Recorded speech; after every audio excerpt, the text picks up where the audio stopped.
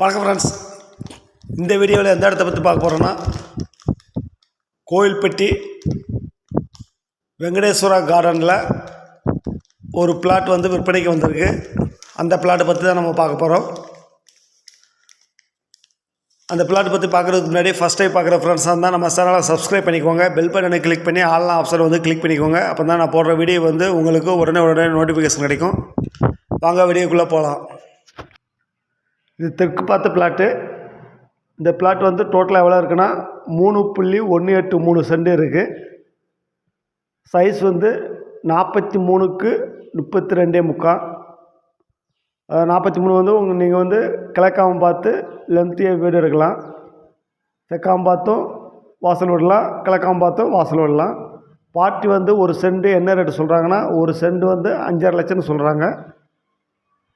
Thank you friends.